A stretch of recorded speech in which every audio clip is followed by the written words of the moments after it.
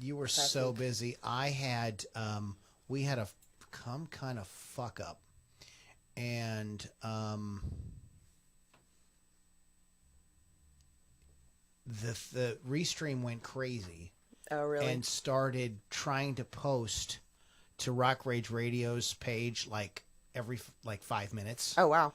And it kept on throwing these things up there, and I got this really nasty message from John. Quit spamming my page. I'm like, dude, I don't even know what's going on. I didn't even know I was doing it. You know? And so I had to go and I had to reset everything and check. So I can never remember what damn button does it. It's not billing, it's not settings, it's not help center, it's not monitor, it's not chat app. Blah, blah, nah. But I was afraid to add it back on. Because it might do it again. I took everything off, completely. So changed password, stream keys, everything to get the damn thing working right. Events maybe? No, that's not it. This is no. We don't want that. That's not what we want. Analytics chat. I don't want help center. Come on, Luigi. Luigi. It's not update titles. It's not toggle off. It's not switch to annual special offer. This is driving me crazy. What does this button do? This is just like stats. Scheduler. I don't want scheduler. No, I don't want live studio. No. I don't want campaigns. Destinations. Oh, add a channel. It's like a big yellow button. Long day, buddy. Okay, here we go. Connect Facebook. Oh, shit. I need to add Rock Rage Live. Save. Okay. We got some people watching in Inner Cycle. Hey, if you're watching, leave a comment and we'll say something to you. We might tell you, go fuck yourself, but we'll say something to you. It'll be something. We just don't know what. We're not sure what we're going to say just yet. We don't know what we're going to say ever. That's the dangerous thing. I've been trying to listen to some of my other friends' podcasts. Mm-hmm. And so I was listening to the Really Real podcast today. It was very cool. Larry is a very good. He's got a great voice. He's just great. If it would if he would have been in the 70s, he would have been a big time rock DJ. Okay, he's that really good, kind of gravelly, good, really good fucking voice. And then here's me with my little mouse voice. You sound pretty good. I think you sound good. Check. Is Hawk coming? He should be. I don't think he said anything about not being able to make it, so we should be good to go with the Hawkster. We've got Rock Rage Radio. We've got Lou Lombardi's Inner Circle. That is Loudini, LouLombardiRocks.com. Please go there. And we have some cool stuff. I'll be watching from Rock Rage Live. Rock Rage Live! So we need Hawk, and we're going to get started. How's everybody doing tonight? We're going to be talking about the industrial side of... The industrial rock and metal is not bands from industrial cities like Detroit, and Cleveland, and Pittsburgh. Okay? Did somebody really mix that up? No, I'm just being... You never know. I'm just being an arsehole. And how Lily's feet are killing her still from dancing the night away Saturday. I danced the chicken dance. I was with you. Yeah, and Eric took video of it. I want to see the video. So I heard. It was super. I haven't danced the chicken dance since I was probably about 10 years old. It was fun. It was super fun. I did the electric slide too. Yeah, some of Amelia's friends and stuff were really fun. Yeah, the girls. They're the girls from the wedding party are super fun. They'll dance to everything. The guys who came over were hanging out in the cigar bar. It was a lot of fun. Oh, you were with Brian and yeah, they were those super guys. fun. Tony. Yeah, we were all cracking each other up. Immediately, somebody started talking about anal, so I'm like, I'm in the right place. Oh yeah, I was in that conversation for a minute. It came right up. I loved that little corn crib cigar bar. I thought that was a great idea. Oh yeah, that was super fun. Mm-hmm. I was a cigar virgin. Yeah. Did you? And now I'm a cigar guy. I saw you had So one. so I'm all about the cigars now. So I'm going to be doing cigars. It's nice to have with whiskey.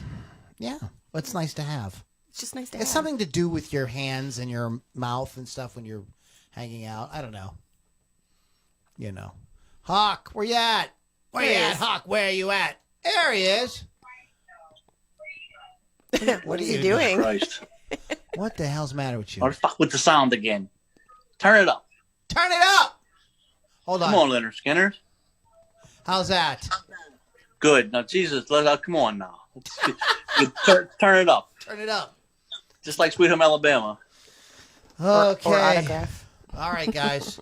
You guys ready to talk about you ready to get industrial on your happy ass tonight, Hawk? Yeah, I'm glad you wore that shirt. Although I should have worn my Rammstein shirt, but I couldn't get one because they didn't do the concert this year. Cry. So, okay. All right. And if concerts don't start, there's going to be revolution. Oh, gosh, right. I hope so. Let's do the thing here. We got all the stuff. How's it? Okay, you guys ready to rock and roll? Got some good bands we're going to play tonight. We have the Hawkster. And I'm still petitioning for folks to come on as guests. I've reached out to some people, but schedules haven't been able to line up just yet. So, word. Yeah, we'll get some more folks on here to mix it up with.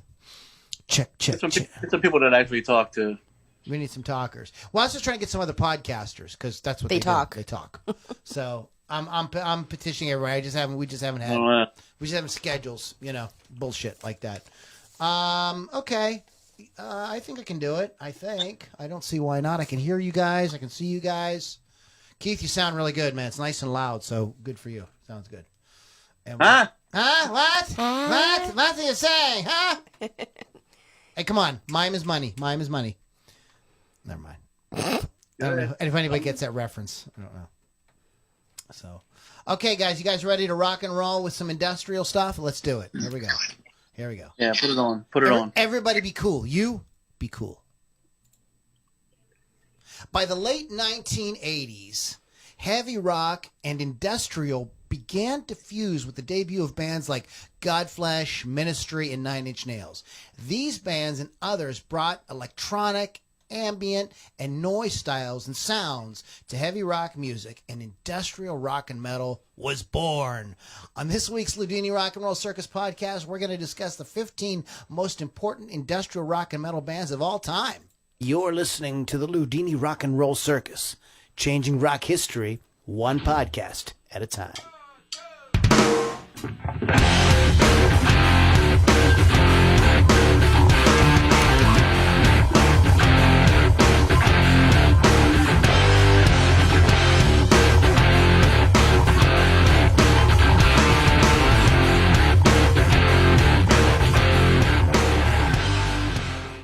Everybody, welcome back. It is the Loudini Rock and Roll Circus. My name is Lou Lombardi, a.k.a. Loudini.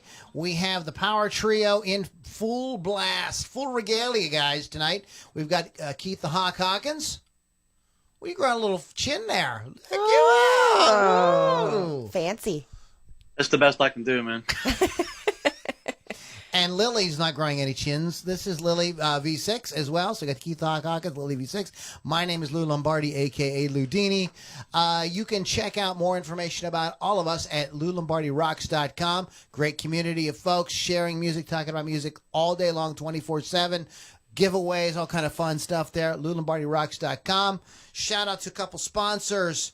To Wolf's Customs. Hey guys, listen, you're gonna go out, you're gonna be doing these videos now online. You gotta have something that's really gonna stand out when people are scrolling. They got the thumbs going there. They see you up rocking out with a really badass looking guitar, something that really sticks out, really different.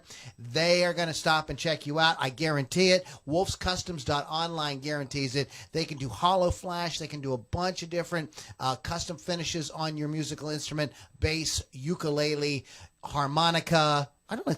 Can Chris play a harmonica? I'm sure. Probably. A triangle. He said he could do anything. He can do anything. So check him out. Go to wolfscustoms.online. Tell them Loudini sent you. Shout out to Rock Rage Radio as well. We had a little mix-up with those guys this week. John, I apologize for that. We apparently were spamming their Facebook every 5 minutes. So it was a race to, I would delete something, it would show back up here. It was an app we had hooked up, and we got it straightened out. So anyways, go to excuse me, rockrageradio.com. You can listen to great guitar-driven rock 24/7. So we had a fun week this week. I know I did. Lily did too. I did that. But we will start with the Hawk because we haven't seen the Hawk. What's going on? Anything good, exciting going on in your life, Hawk, before we get into the show tonight? Just bracing for hurricanes. You know what, though? It's not going to hit here, so. Oh, good. That's what they said before. And then famous last words. I'm sure you're fine. Before you know it. Then before you know it, I get a call from Keith and Samantha. Hey, we're going to need a place to stay while they rebuild our house. So. I don't know if I'd actually drive all the way to Canonsburg while I rebuild my house. I probably could find other places, but that is an idea. So if that ever comes to fruition, then you know that I put that on the list and was like, shit, since I'm getting a brand new house, where would I like to chill until then? Canonsburg, PA. That's where to be. That's where to be, folks. That's where the party is, man. If you really wanna get down on the town, you go to Canonsburg. Lily and I attended her sister's wedding on Saturday. It was a lot of fun. It was a wonderful all-day event, but yes, it was a lot of fun. My feet are still hurting from dancing because I did that all night long. And there's video out there of Loudini and Lily doing the chicken dance. So it'll be out there eventually. Yeah, so keep your eyes peeled for that. We're going to get into tonight's show here in a minute. But first we're going to play Love Bone, and we're going to come back, and we're going to be talking about the top 15 most important industrial rock and metal bands of all time. This is Love Bone on the Loudini Rock and Roll Circus. We're going to be right back. And no.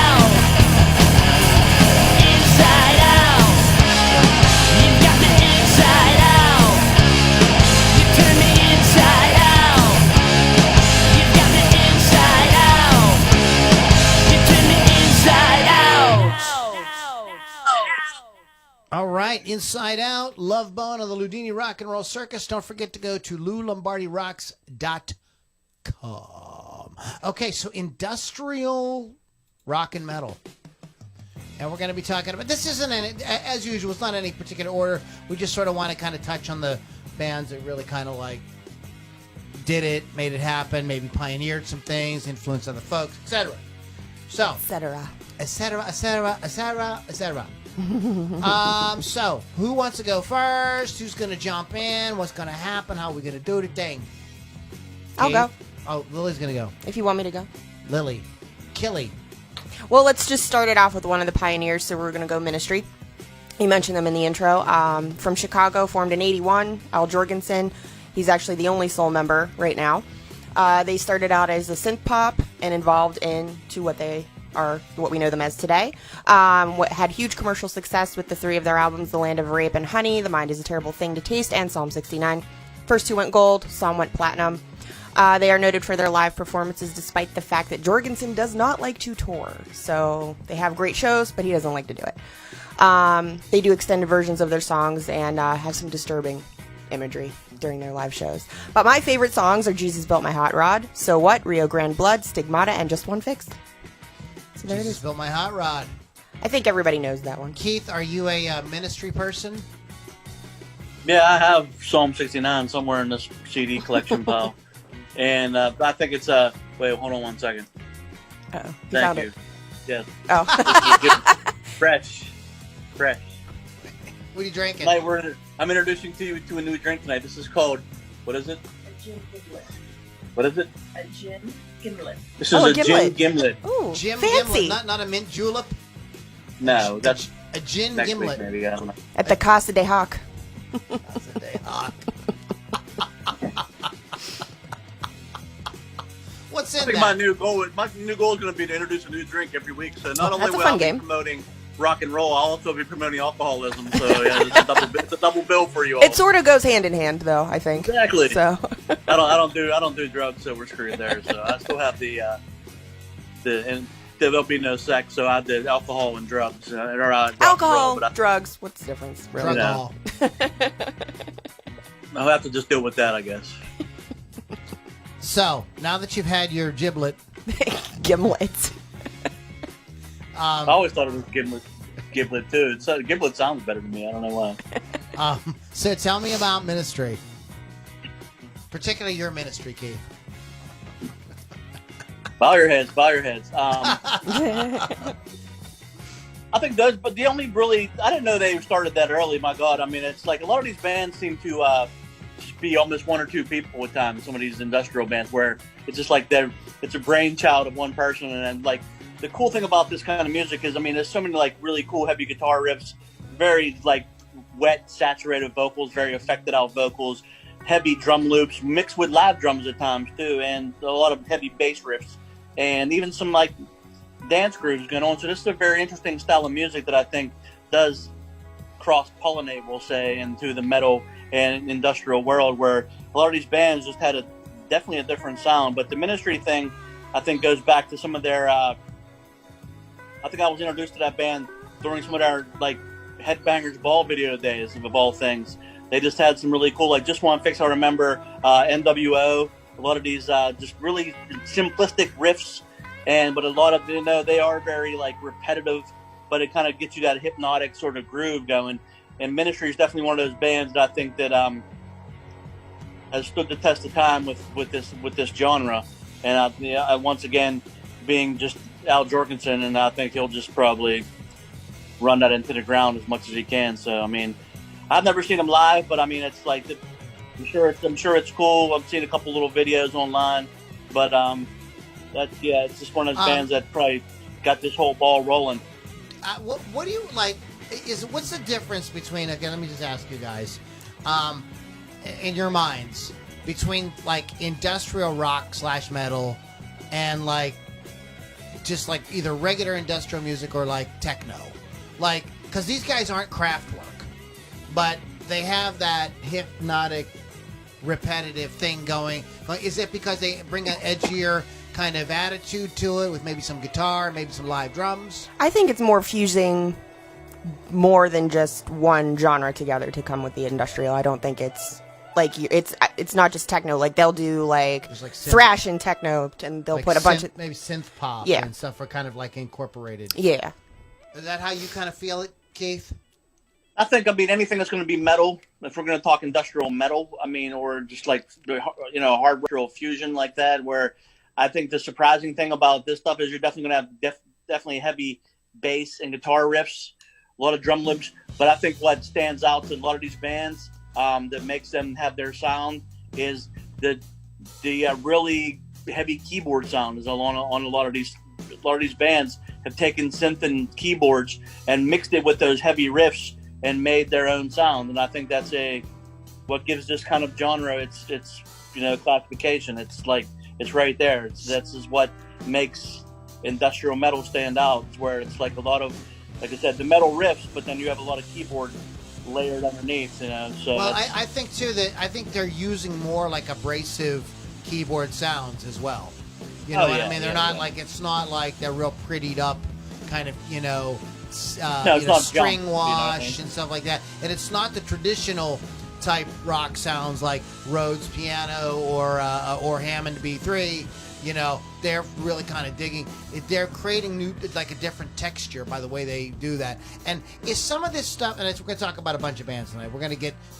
Keith, you're going to talk next on a band, but is there looping involved? So are they playing some sequencers and stuff, or is it more organic, or does it just depend on the band?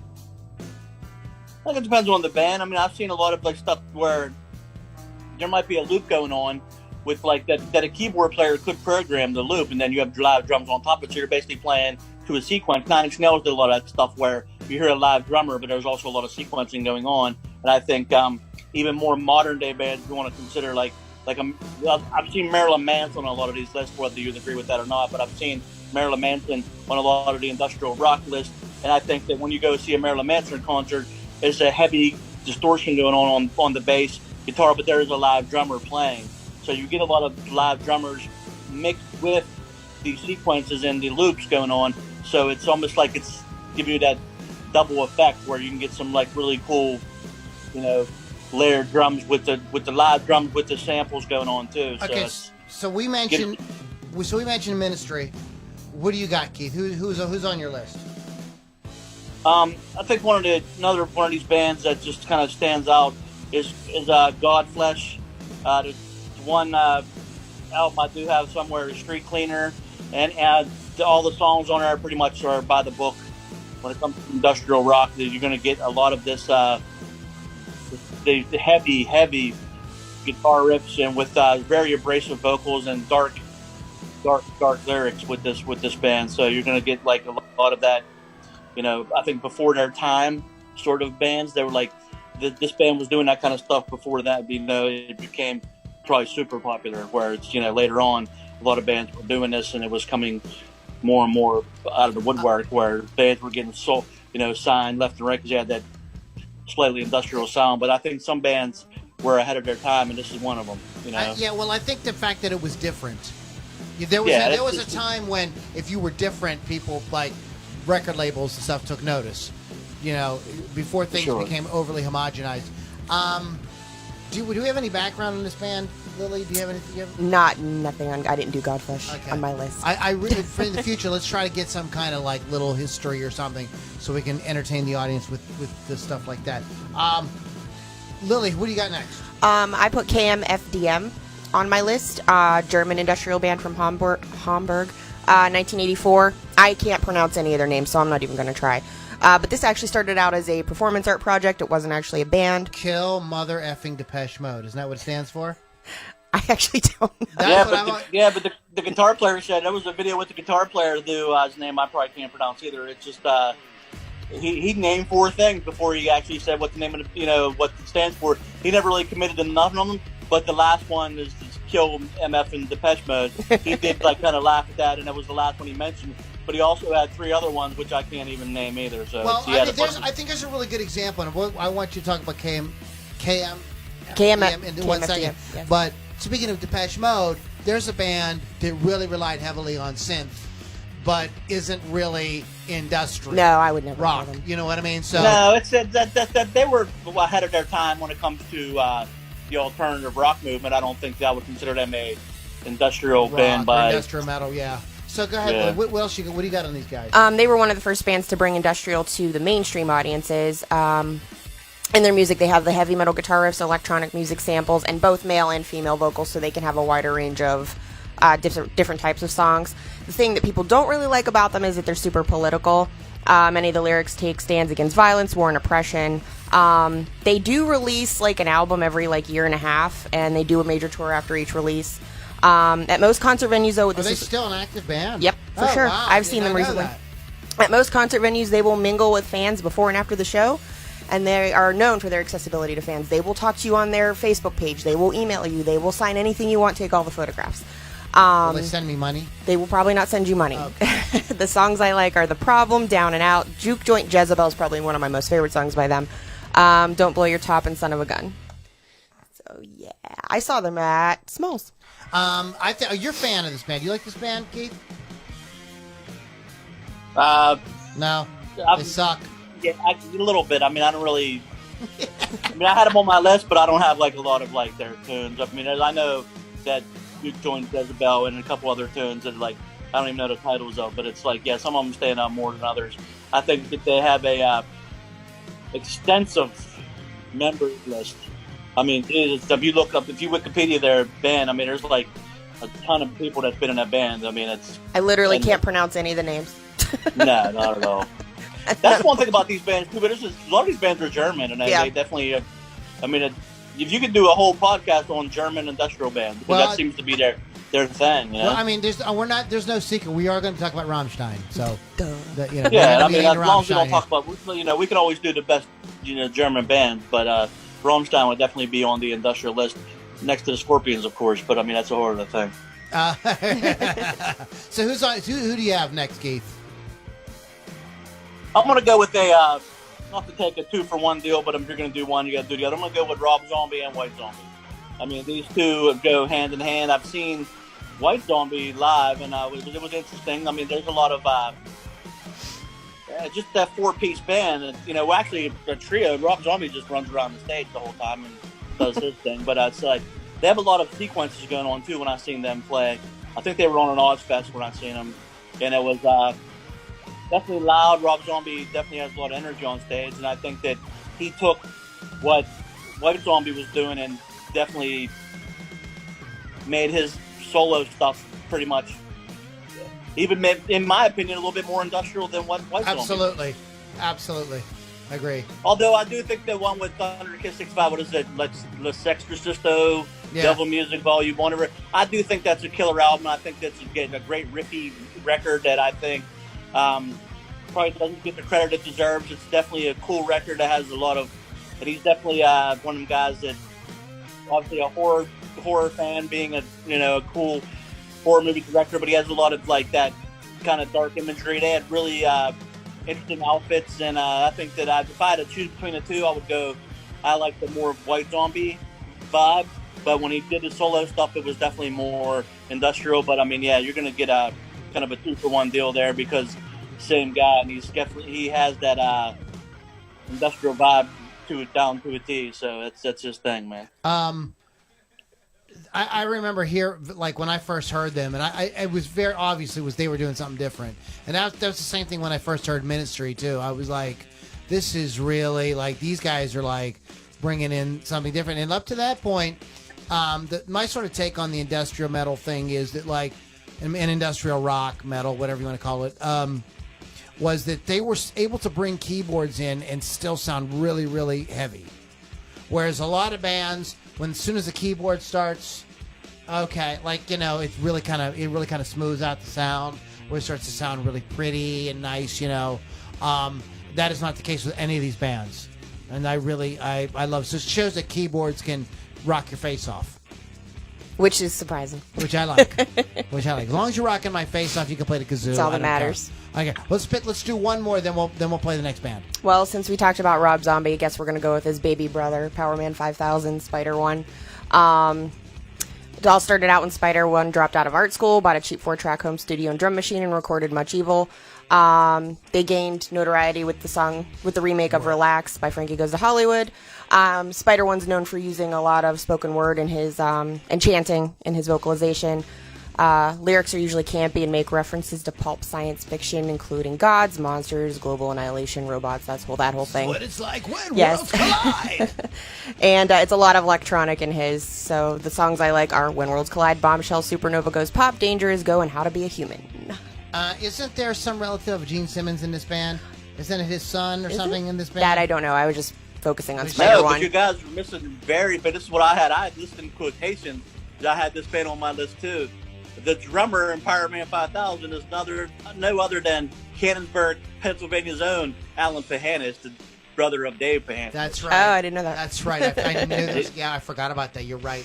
I think in that band he's called Al 3 or some shit like that. He's called Al something, but anyway, just don't call me anything, but call me Al, just like Paul Simons. But Cannonsburg definitely is represented on the map with Power Man 5. And there it is. Cannonsburg made it onto the list tonight, guys. Woo! Yeah, see that? That's awesome. So whenever there's a hurricane, I'm coming to Cannonsburg. Me and Alan Pahanis. We'll rock out to some Power Man 5000. So, any other thoughts? You said you had this on your band English. What do you want to talk about them for a minute before we go to the next song?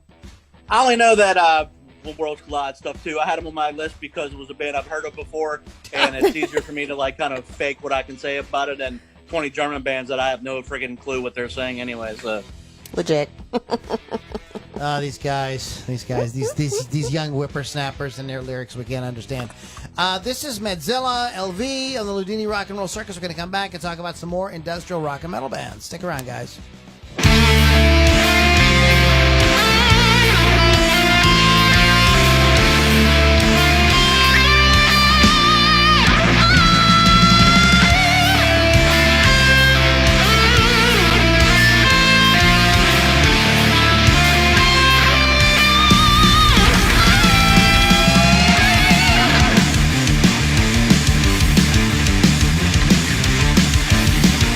Swing air bass.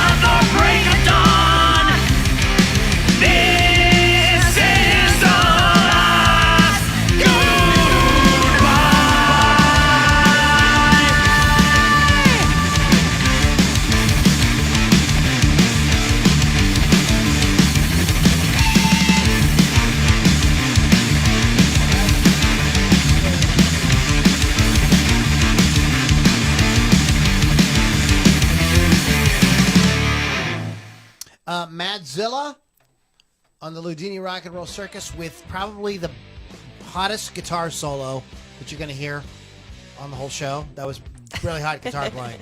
That was damn. Was that two-handed tapping I heard Some going on? two-handed. He was doing everything, man. He had good tone too. Yeah. Whoever that, I gotta look that guy up, man. He play his ass off. He was just shredding that shit Yeah, like crazy. Yeah, it's good. It's good to hear, man. It's good to hear. So we're talking about these industrial rock metal bands: Ministry, Godflesh, KMFDM, Rob Zombie / White Zombie, Par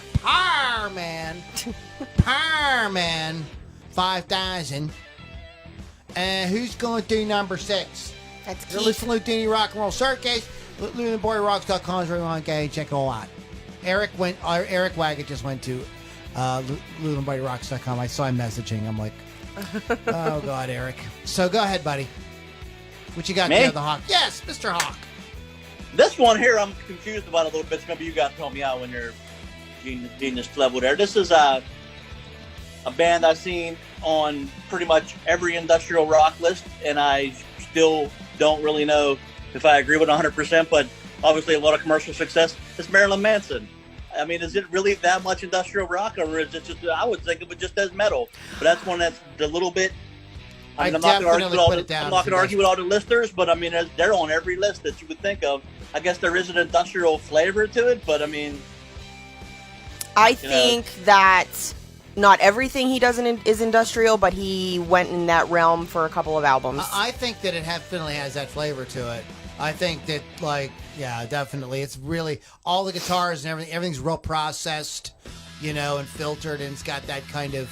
I would definitely put it there. They don't sound like Rob Zombie. If you're gonna dabble with industrial, then there's several bands that are probably missing from all of our lists that I'll bring up later that I think are BS that they weren't on any of the list I've been seeing. So we'll see what happens. Okay, that's okay. We'll do some honorable mentions, but I would definitely put them on because so many people say that they should be there. So people are definitely hearing that way. But there's a lot of what he does have sequences and stuff like that to it. So there is that element to it. Yeah, I would definitely say that.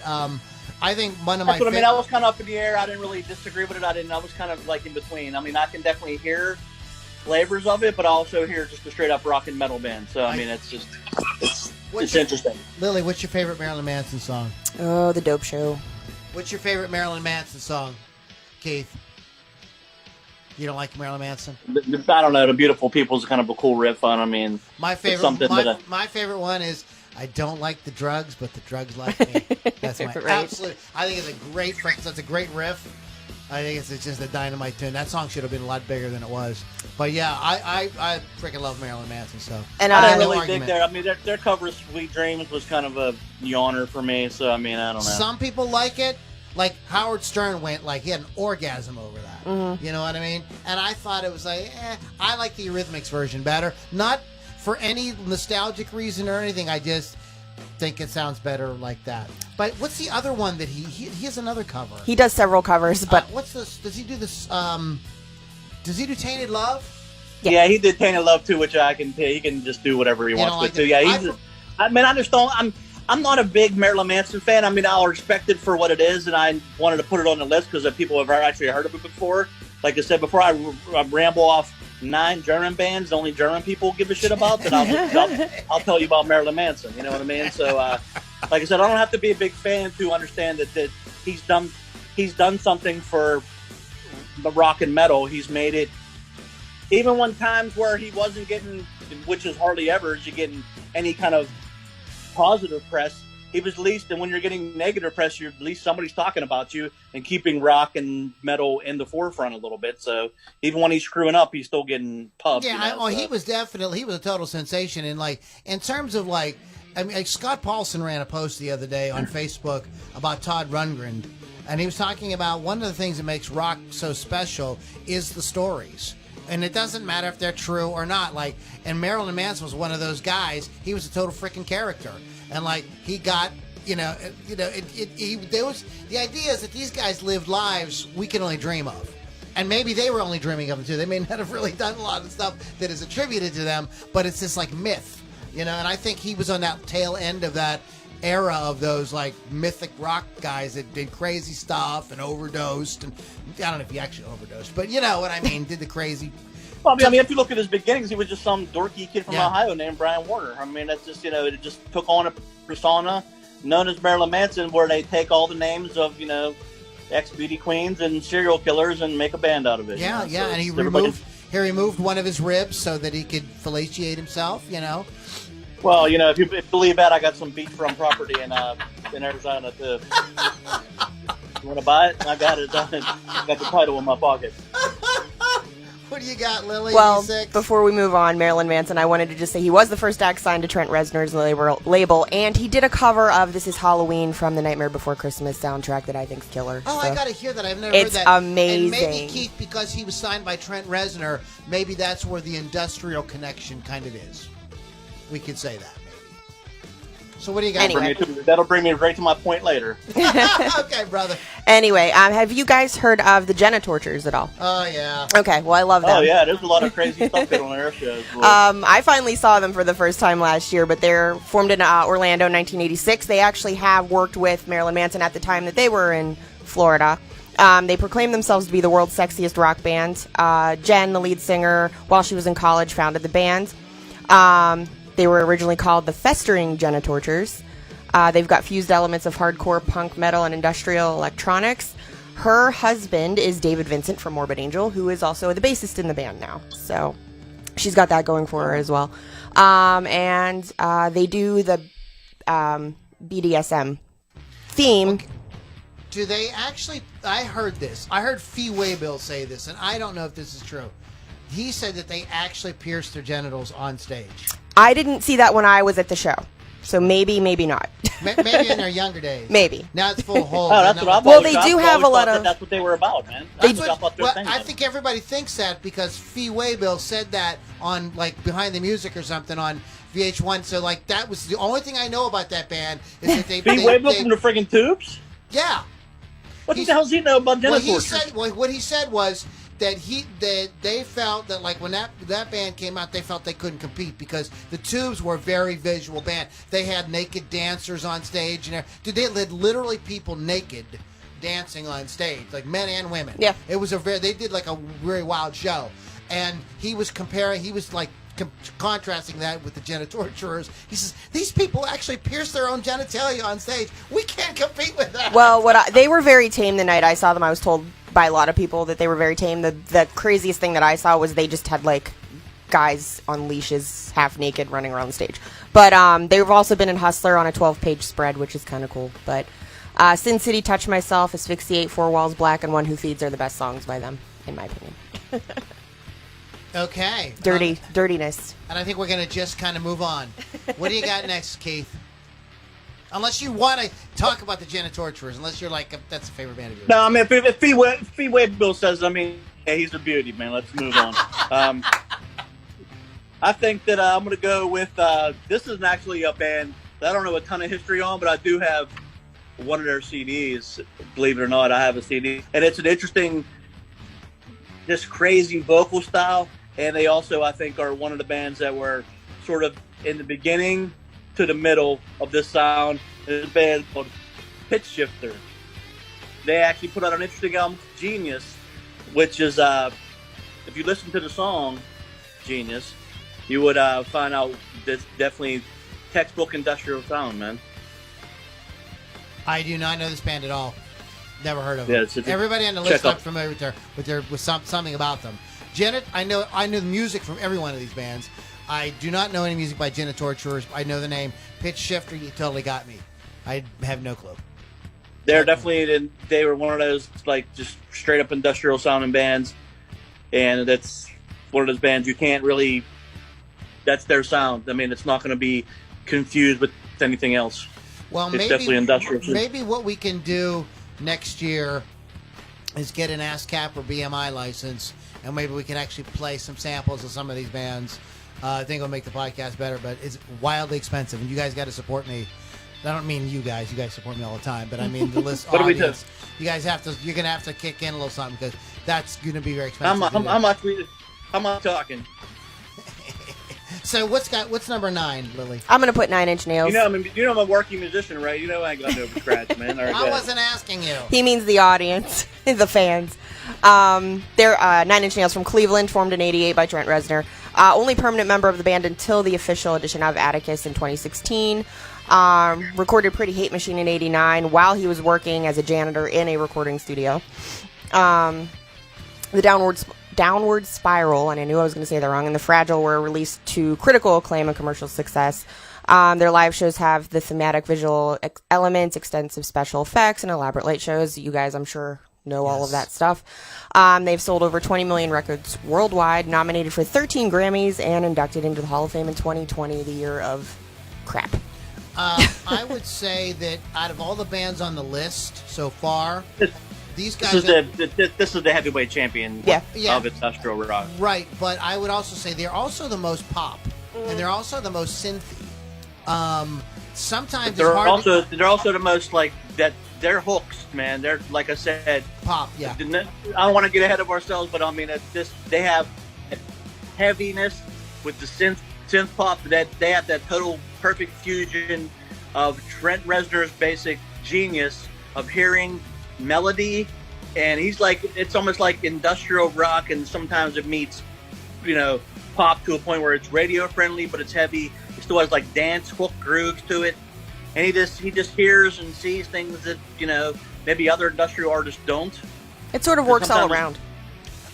Yeah, I mean, it's the heavyweight. He's the Mike Tyson in the prime of industrial rock.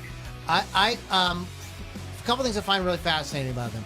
The songs absolutely are absolute standout. I think out of anybody on this list, maybe Marilyn Manson and Rob Zombie, in terms of just great hook songs. 9 Inch Nails, just like Keith said, is head and shoulders above everybody.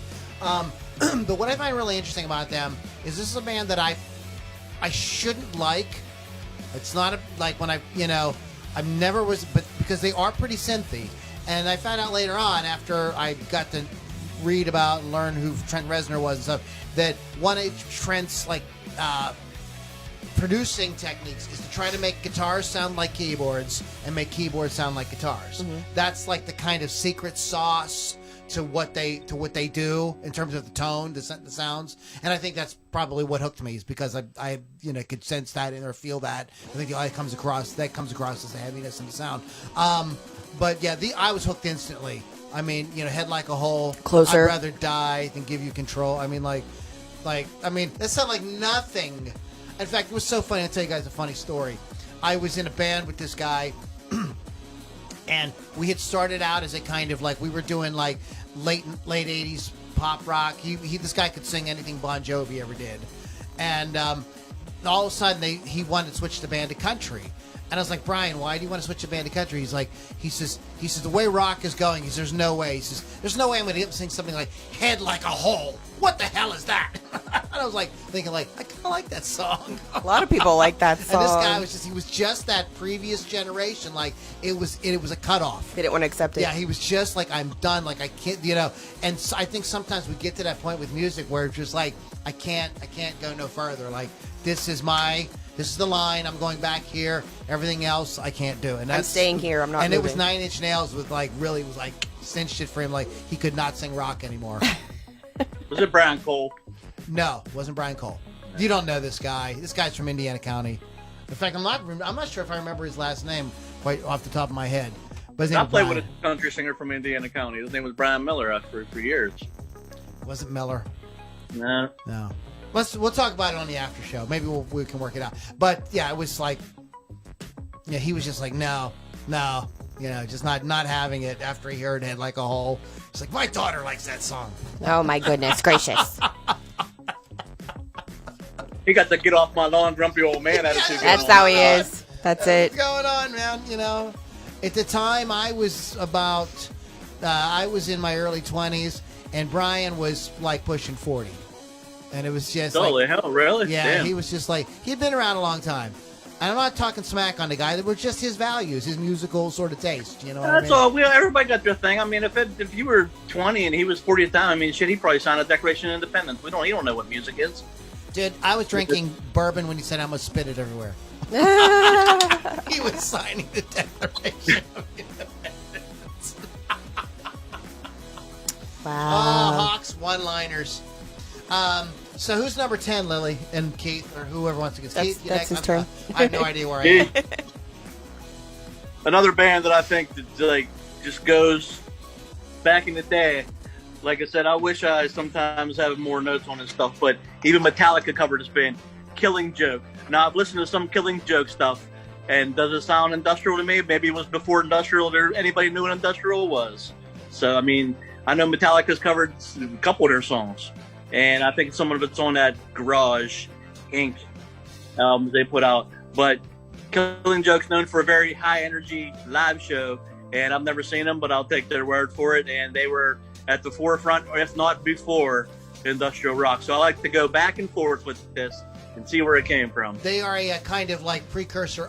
They are. I did go and look up because I had forgotten them. They were. I remember them being really big and listening to them in the very early '90s. But can I say, unless you guys want to say, can I say where the name comes from? Sure. It's from Monty Python.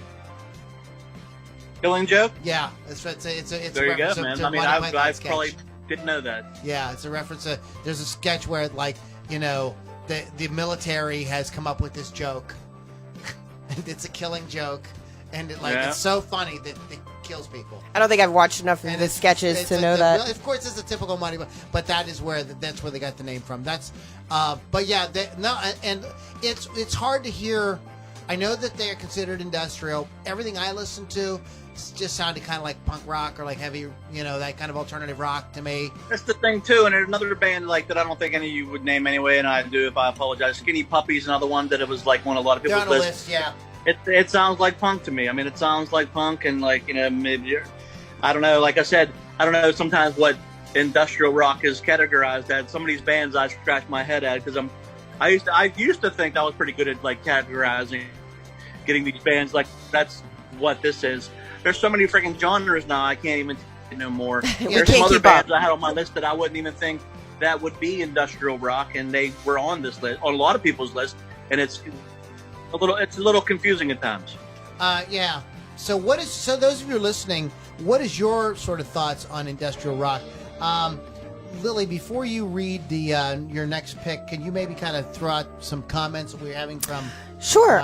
We have some viewers: Roscoe Jack, Earl McBride, Tracy Sampson. Not my mom, Tracy Sampson. A different Tracy Sampson. I always think that's your mom. That's no, not your mom. Nope. I did not know that. Brianna Salza. Snowdy Heemskirk commented a couple times. Let me see where he is. He said Rob Zombie is awesome. He said he likes Personal Jesus by Marilyn Manson. That's one we forgot to mention.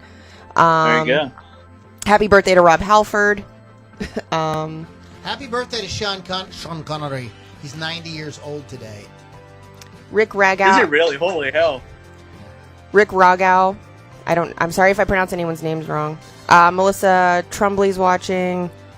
Mark Bradley Davis and Perry Bancroft and Tiffany Sullivan. Those are our watchers. Shout out to Bill Damiano, Eric, Anthony, and Chris Thunderwolf Dodson over on the Inner Circle page as well.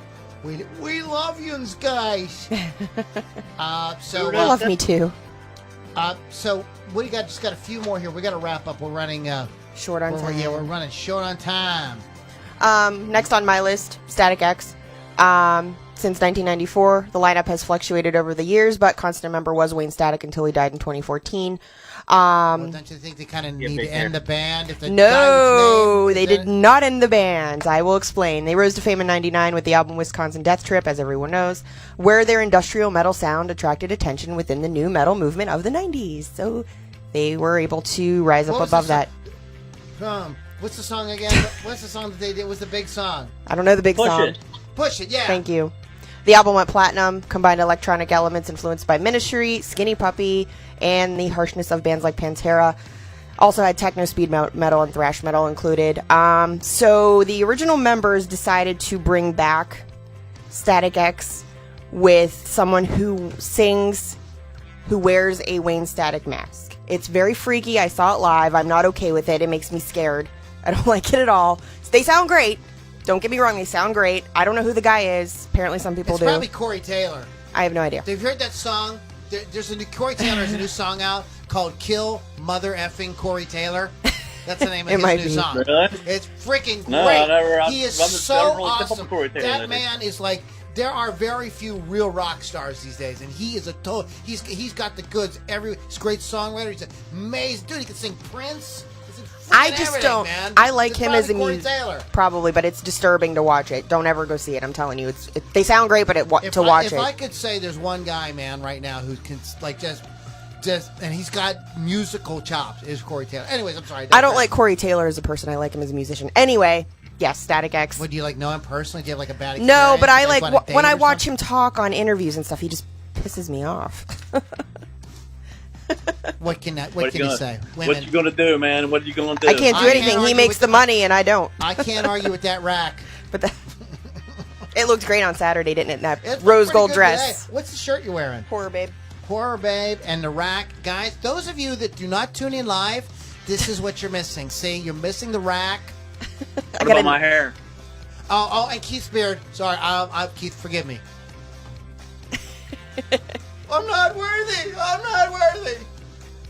Next week, this shit could be like Abe Lincoln, man. We can start beating it. I'm gonna have the stove top hat on next week. That'd be awesome. Abe Lincoln's been canceled. So who do you got, Keith?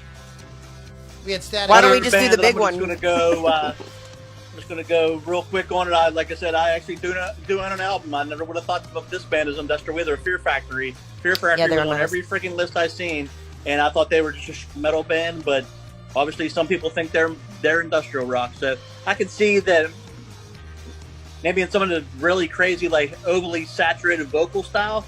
But I mean, to me, it sounds like a metal band. But I mean, hey, what the hell do I know? Again, some of these guys are using electronic sounds and distorting them and stuff, so it's like kind of The hard elements. to distinguish it from guitar. I think this band like started out more as just straight up like heavy band, Death metal. But they went to like they did a little bit more industrial stuff later on. Millennium is the album that I own, and it has a little mixture of both. So I mean, it's. Do either one of you guys have Stabbing Westward on your list? I didn't put it. I refused. You don't like I that? don't. I have Orgy on there, but it's only because they're known for a cover. It's Orgy, not Orgy. Stop yourself. Sorry. It is Orgy, though. It is. They'll correct you. I would have thought it was Orgy. It's Orgy. I call it orgy. So I'm putting them on the list. And who's going to talk about Rammstein? I have it if you want me to talk Gee about it. whiz, I waited this whole podcast. We thought you just wanted to talk do about it. Rammstein. We thought you wanted the No, crown you and guys glory. are so better than me. I'm just a kind of like, Yeah. I'm refereeing tonight. All right. So Keith, what, you going to talk about Rammstein too? Or what were we going to talk about? I know one song by Rammstein. I know they're German, and I know Du Hast, and I don't even know what the hell that means. Du hast means I hate. I'll kick your ass. No, you hate You me. hate, yeah. Du hast me means du hast me means you hate me. To me, I have three bands that made none of the list I've looked up, and hopefully, if you guys see them, I have three bands I'm pissed they're not on no one's list that are all that are industrial. Okay, hold on. as hell. Let's get a little bit on So Rammstein. we'll get this out of the way first. And then we'll do our. All right. Berlin, 1984. 6 members of the band have remained unchanged throughout the history of the band, as has their approach to songwriting. Lindemann writing and singing the lyrics over industrial pieces that the rest of the band have completed beforehand is how they do their writing process. They literally started a band after they won a contest, and they were able to record demos and send them to different record labels. I cannot pronounce most of this stuff with the names, but the second album was released in 97, resulted in a worldwide tour that lasted 4 years. Commercially, the band has been very successful, earning several #1 albums as well as gold and platinum certs in countries around the world. Live shows are amazing. Obviously, we're missing it this year, but they're going to be touring again next year, so everybody can be patient. That was on my list of shows I had to see if they were, because they didn't come to the United States very often. I really wanted to see it. Right. That's one of the ones that if you have a chance to see it in America, please go see it. But Du Hast, Meinherst Brent, America Modern, and Mein Tail is there. Good songs. Benzene. Or that one too. Benzene's been Liquid Metal on Sirius has been playing Benzene a lot. But yeah, amazing. Probably top 3 for me. I bought that record that came out in '97, and I played the living crap out of it. I played it over and over. That was like a record we would listen to. Me and my bass were listening on our way to rehearsal. We drove from Greensburg to Indiana for rehearsal, and we would listen to that record, and he would drink an entire 6-pack on the way to rehearsal. That's great. While listening to Rammstein. JT, and we would laugh. They would sing in German, and we would giggle. Because it all sounded like. Yeah, that's the thing about Rammstein is the fact that their songs are in German. They had success in the United States where most people can't speak English as it is, even ones that do speak English, and they're basically speaking in German, and they're still getting airplay on Headbangers Ball or whatever the hell show they were on, and they still were doing well by singing in freaking German. That's amazing to me. That tells you something. The grooves are really killer, and they have such a great feel and such a great sound. Like, it really makes you want to move, man. It's good stuff. And Hawk, you have I love your perspective, dude. Like, no matter what happens, Hawk has like this great perspective, and he's like, you make it all make sense, brother. Quit playing with your chin. He's doing. Let me bitch now about good, Lily. Good. I'm just going like this. I had nothing important to say. Hawk is stroking his chin the whole. He's got peach fuzz now, so he's like stroking it like he's got a long beard. You got a little ways to go, buddy. These three, I know. That doesn't take me till I'm 57. Can I name 3 bands that I couldn't find on anybody's list? You go for it, brother. Bullshit. One, the first one is Voivod. What kind of music out of? It's not industrial. What the hell is Voivod? And they had some success. Nothing Face was industrial as shit. They did a cool version of a Pink Floyd song that's probably better than the Pink Floyd version.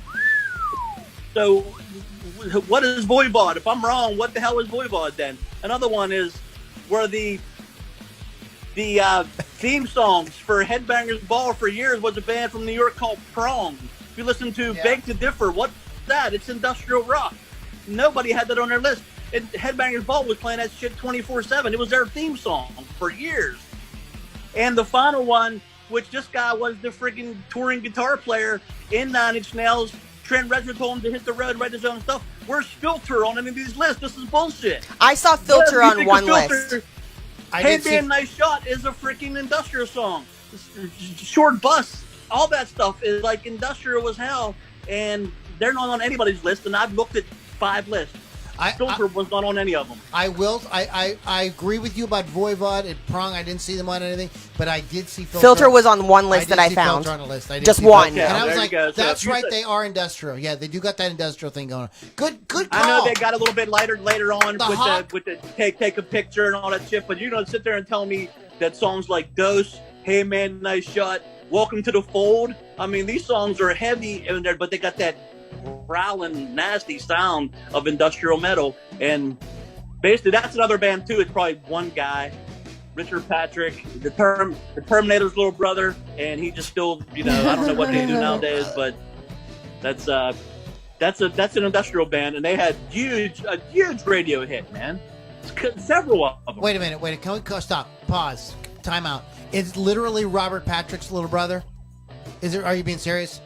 Richard Patrick is Robert Patrick, the guy that played Terminator. Right. I knew Robert Patrick.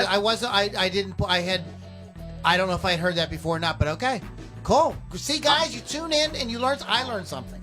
Lily, did you learn anything tonight? I learn everything every week. There you are. Leave it to the Hawk.